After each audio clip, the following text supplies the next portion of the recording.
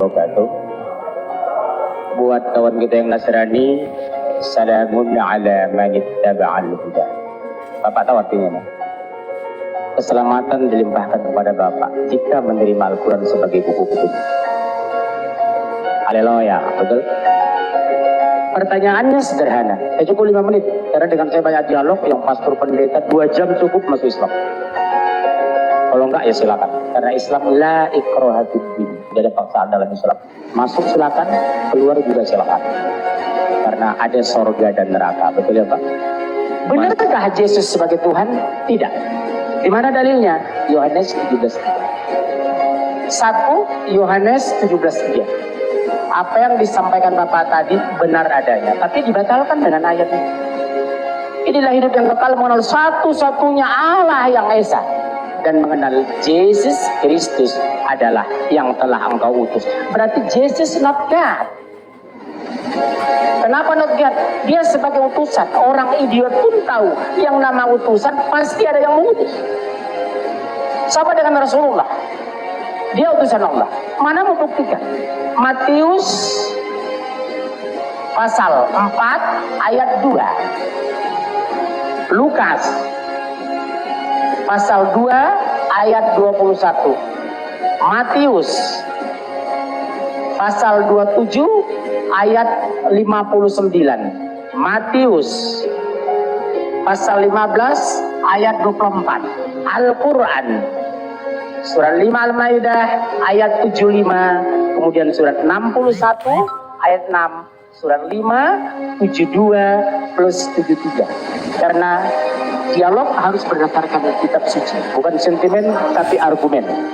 Nggak ada suara ya.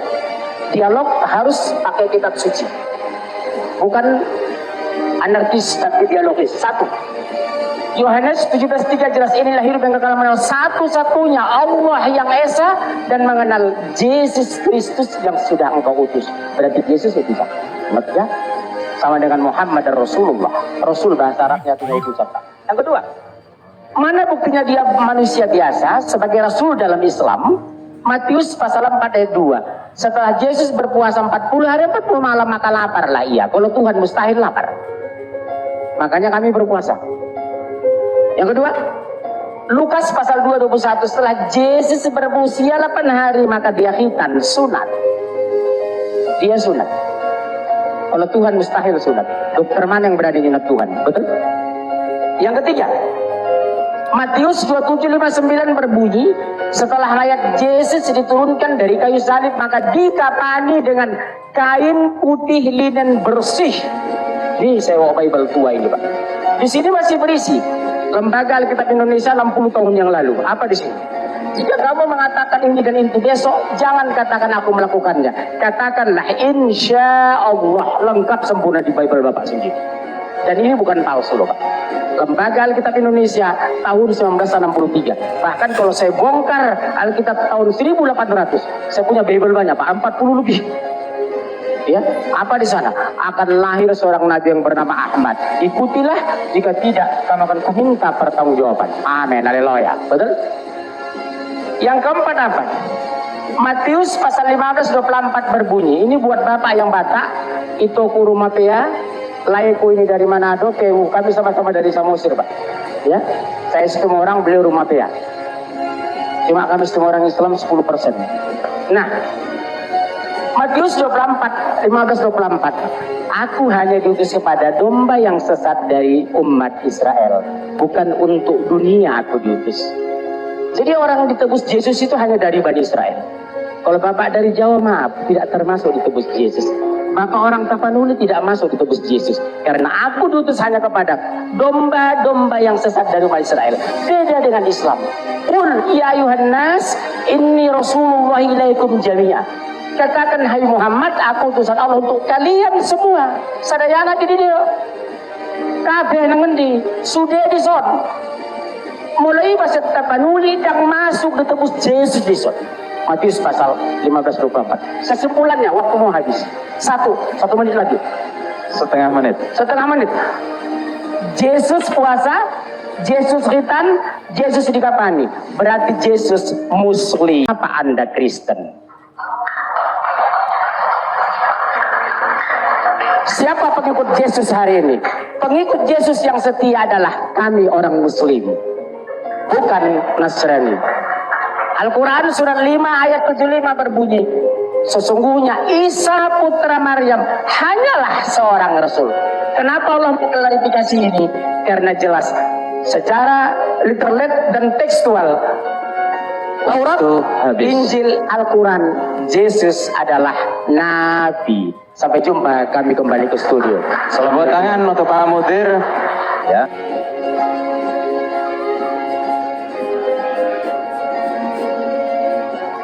Assalamualaikum warahmatullahi wabarakatuh. Shalom bagi saudara-saudara kita yang Kristen.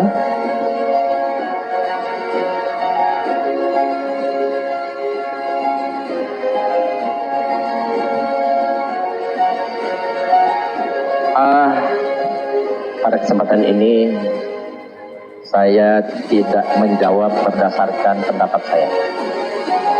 Pada kesempatan ini kan temanya membuktikan Yesus itu Tuhan atau Allah. Pihak sana membuktikan dia Tuhan dan Allah, pihak kami tentu kan. Dan untuk menjawab ini, saya minta tolong Yesus yang jawab. Saya tidak mau menjawab, saya minta tolong Yesus yang jawab. Jadi supaya saya tidak dipersalahkan, saya minta tolong Yesus yang jawab. Apakah dia Allah atau Tuhan atau bukan? Lihat Injil itu ada 4, Matius, Markus, Lukas, dan Yohanes. Kita lihat 4 Injil semua saya kutip. Lalu mereka kecewa dan menolak dia. Maka kata Yesus kepada mereka, titik 2, pembuka, seorang nabi. Dia ngaku seorang nabi. Dia seorang nabi. Nabi coba 4 Injil. Saya aminkan. Semua umat Islam menjadikan Yesus nabi. Mau tunduk taat ikut Yesus, jadikan beliau nabi. Yesus nggak mungkin bohong, nggak mungkin. Yesus Nabi Isa salah seorang nabi yang sangat kami muliakan. Kita lihat tadi sudah dijelaskan oleh Pak Mundir bahwa Yesus mengaku dengan jujur Allah itu satu-satunya dan dia hanya diutus. Ini Alkitab SMP versi 3. Kamu lihat versi Alkitab di Indonesia, mungkin saya yang terbanyak. Sekian ratus tahun saya punya. Ya, lihat, inilah hidup yang kekal itu bahwa mereka mengenal Engkau satu-satunya Allah yang benar dan mengenal Yesus Kristus yang telah Engkau utus. Ini Yesus yang ngomong ini. Ikut, tunduk, taat. Saya lebih percaya kepada Yesus. Kata Yesus, Allah itu satu-satunya dan dia hanya diutus. Saya lebih percaya kepada Yesus ketimbang Pak Pendeta. Kesaksian Yesus itu lebih dapat dipercaya. Versi lain, lihat versi lain, mengenal Yesus yang diutus oleh Bapa. Nah, ini kan, dia dalam bahasa Inggris berapa versi bisa kita lihat? Macam-macam. Ya. And eternal life means to know you, that the only true God, and to know Jesus Christ who don't have. Dalam berbagai bahasa. Oke. Sebab aku berkata bukan dari diriku sendiri, kata Yesus, tetapi Bapa yang mengutus aku, Dialah yang memberi pemerintahan aku untuk mengatakan. Dan jika aku menghakimi, maka penghakimanku adil, sebab aku tidak seorang diri, tapi aku bersama dengan Dia yang mengutus aku. Berarti Yesus itu hanya utusan, bukan Tuhan. Ya. Segala firman itu bukan Yesus. Firman itu kun, katakan, kalam Allah. Segala firman yang kau sampaikan kepadaku telah ku sampaikan kepada mereka, dan mereka telah menerimanya. Mereka tahu benar-benar bahwa aku datang daripadamu, dan mereka percaya bahwa Engkaulah yang telah mengutus aku. Berarti kan Yesus itu utusan, bukan Tuhan. Dia ngomong Yesus sendiri kok. Masa kita mau bantah? Kalau bantah jangan bantah saya ya. Bantah sama Yesus. Saya hanya meminjam ucapan Yesus. Setiap yang mengaku diutus oleh Tuhan pasti bukan Tuhan. Yesus mengaku diutus oleh Tuhan. Yesus bukan Tuhan. Mudah, simpel. sekalian. Kalau Yesus, you call me Master and Lord, semua Lord, itu Tuhan, bukan Tuhan. Ya, tidak ada. Ya, mengaku Allah satu pun tidak ada. Yesus mengaku dirinya Allah itu tidak ada. Yang mengaku Tuhan cuma satu, satu-satunya Yohanes 13 ayat 13. Tapi itu bukan Tuhan, tapi Tuhan. Waktu habis.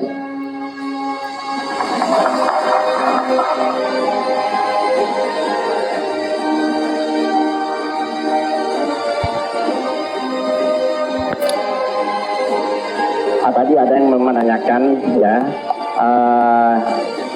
tentang Yesus sebagai nabi di Quran. Banyak surat 3, 48, 49. Wa yu'allimul kitaba wal hikmata wat taurata wal injil wa rasulan ila bani Israil. Surat Az-Zukhruf ayat 59, surat 61, surat As-Saff ayat 6. Itu Isa sendiri mengaku dengan jujur bahwa dia rasul hanya untuk Bani Israel saja. Kemudian tadi disebutkan Matius 1:21, itu sebenarnya katanya Yesus juru selamat. Ya, juru selamat hanya untuk kaumnya, dan ia akan mengandung dan melahirkan. Itu Matius 1:21 bunyinya begini, dan ia akan mengandung dan melahirkan seorang anak, dan engkau hendaknya akan menamakan dia Yesus, karena dialah yang akan menyelamatkan umatnya. Padahal itu Alkitab baru, kalau Alkitab lama Pak, dan ia akan menyelamatkan kaumnya.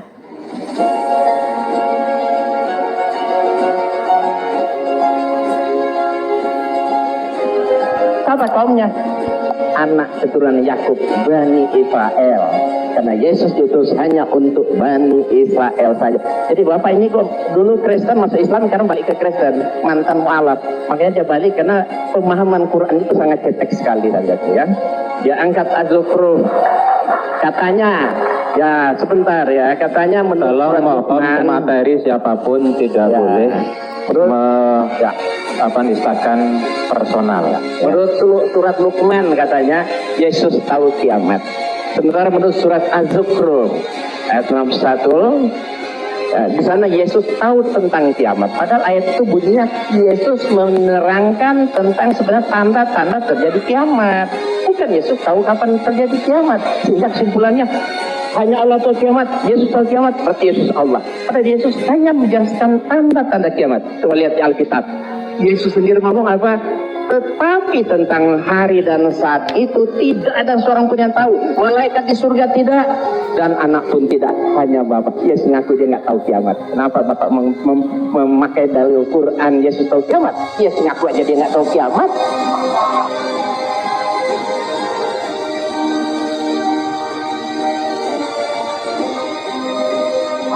Makanya Bapak ya baca Quran ya, jangan sembarang asal menerjemahkan. Kata Yesus, ikutilah aku, betul. Kata Yesus betul, ikutilah aku ya. Taatlah kepada Allah. Al-Qur'an ayat 61. Maksudnya Yesus berkhotbah kepada Bani Israel, kalian taat kepada Allah dan bertakwa kepada Allah dan taat kepadaku. Maksudnya apa? Apabila Bani Israel saat itu tidak tunduk taat kepada Allah, tidak bertakwa kepada Allah dan tidak taat kepada Yesus atau Isa, nggak mungkin mereka selamat. Jadi ayat itu hanya ditujukan kepada siapa? Kepada Bani Israel saja, Pak. Bukan untuk seluruh. Nah, satu lagi tadi Anda bertanya, Matius 4. Katanya hanya iblis yang menyuruh menyembah. Kalau dah nggak baca kisahnya Matius 1 sampai 10. Ya, di ayat pertama Yesus lapar, kemudian dia buat dicoba. Kalau Yesus lapar cari makan, ketemu iblis. Kalau engkau anak Allah, roba aja batu ini jadi roti. Nah, kan Yesus nolak. Kemudian percobaan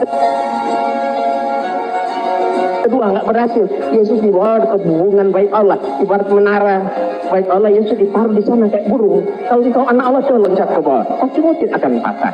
Karena tadi patang malaikat, Yesus nolak. Akhirnya Yesus cari akal.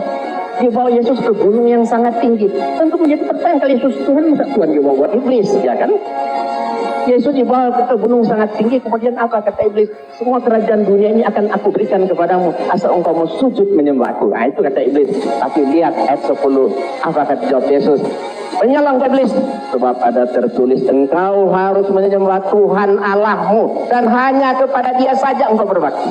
Lihat, 14 itu. Jadi bukan Yesus yang disembah dibakti, tapi Allah. Jadi ini buktinya Yesus mengajarkan tauhid. Yesus mengatakan Yesus itu bukan Tuhan.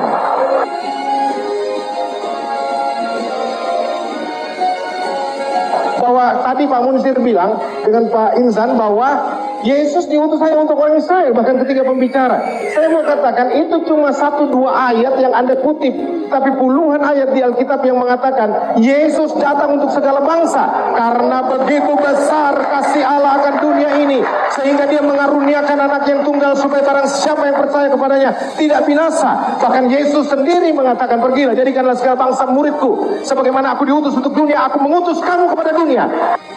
Pertanyaan pertama, karena Pak saya menantang saya tadi tentang ketuhanan, saya harus jujur Pak, kita berpendidikan, saya sarjana, Bapak sarjana.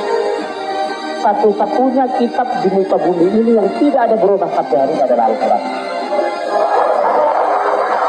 Saya bawa ini Pak, Bible 2, ratusan perubahan dengan Injil yang saya bawa tahun 2000. Logika sederhana.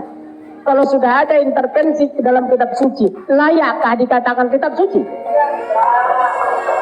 Yang kedua, Matius langsung jawab ya. pasal 15 ayat 24 bertentangan dengan Matius pasal 28 ayat 19.